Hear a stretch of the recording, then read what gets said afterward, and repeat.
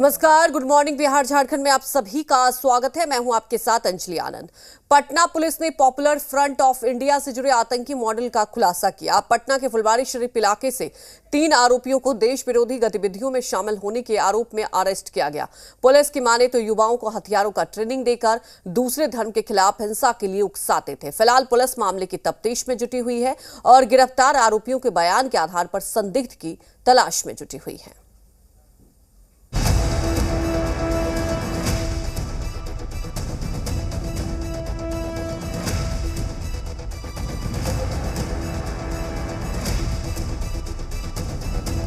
संदिग्ध आतंकी मॉड्यूल का भांडाफोड़।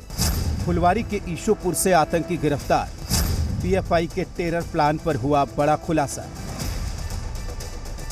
अतहर परवेज और मोहम्मद जलालुद्दीन, यही वो दोनों हैं जो फुलवारी के ईशोपुर में आतंक की फैक्ट्री का संचालन कर रहे थे।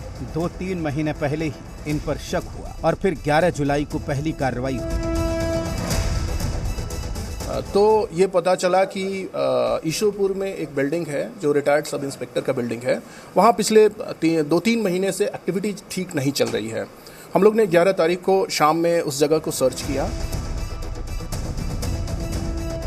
अतहर परवेज और मोहम्मद जलालुद्दीन दोनों आतंक की फैक्ट्री चला रहे थे और उनका मुख्य उद्देश्य दूसरे धर्म के खिलाफ मुसलमानों को भड़काना था। मुस्लिम नौजवानों को दोनों अस्त्र शस्त्र की ट्रेनिंग दिया करते थे और फिर पीएफआई और एसडीपीआई के सक्रिय सदस्यों के साथ बैठकें करते थे। गिरफ्तार संदिग्ध आतंकी सिमी के पुराने सदस्य जो जेल में बंद थे, उनकी जमानत करवाता था। पुलिस ने इन दोनों के पास से पीएफआई का झंडा, बुकलेट, पंपलेट और कई संदिग्ध दस्तावेज बरामद किए हैं। इसमें भारत को 2047 तक इस्लामिक मुल्क बनाने का जिक्र किया गया है। मोहम्मद अतहर और जो मोहम्मद जलालुद्दीन हैं, उनके घर पर जब छापेमारी की गई तो ये जो झंडे हैं जो प्रतिबंधित हैं हमारे देश में, ये झंडे बड़ी तादाद में वहाँ से बरामद किए गए हैं। इसके अलावा हम आपको बहुत सारे अहम डॉक्यूमेंट्स दिखा रहे हैं। ये देखिए कि ये डॉक्यूमेंट्स जो हैं उनके आवाज़ से बरामद किए गए हैं। कई संपत्तियों का भी पता चला है और सबसे अहम बात है कि पाकिस्तान से लेन देन की बात सामने आई है। तकरीबन 85 लाख रुपए का ट्रांजैक्शन हुआ है। तो हमारे से पहले तेलंगाना पुलिस ने भी रिकवर किया था, वहाँ भी केस हुआ था।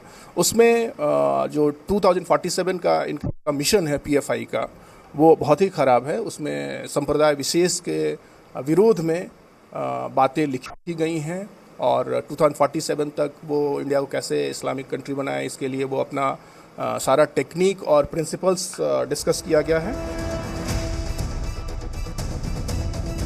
पुलिस की एफआईआर में 26 लोगों के नाम हैं जो बिहार के अलग अलग जिलों से ताल्लुक रखते हैं। इन 26 लोगों पर आरोप है कि ये लोग फुलवारी शरीफ के ईशोपुर में मौजूद अहमद पैलेस में युवाओं को ट्रेनिंग देते थे। इस बात का भी खुलासा किया गया है कि ज्यादातर युवा केरल, पश्चिम बंगाल, तमिलनाडु और झारखंड से इनके यहाँ ट्रेनिंग लेने के लिए आते थे। पुलिस ने बताया कि 6 और 7 जुलाई को अतहर परवेज ने किराए पर लिए गए ऑफिस में कई युवाओं को मार्शल आर्ट और शारीरिक शिक्षा देने के नाम पर बुलाया और फिर उन्हें अस्त्र शस्त्र की ट्रेनिंग दी गई। इतना ही नहीं, पुलिस के एफआईआर में बताया गया है कि नुपुर शर्मा के बयान का समर्थन करने वालों के खिलाफ बदला लेने की भी तैयारी चल रही थी। जो हमें अभी तक एविडेंसेस मिले हैं, इन लोगों ने जो कन्फेस किया है और हमारे पास जो टेक एविडेंसेस हैं, उसके हिसाब से तमिलनाडु, केरला, वेस्ट बंगाल और झारखंड के लोग यहाँ आए हैं ट्रेनर के रूप में और ट्रेनिंग लेने के लिए भी। हम लोग उसको वेरीफाई कर रहे हैं। फिलहाल पुलिस अब पूरी साजिश को खंगालने में जुटी है। उनके तार कहां-कहां से जुड़ रहे हैं, उनके लिंक को डिकोड करने की कोशिश की जा रही है। रितेश, जी मीडिया, पटना।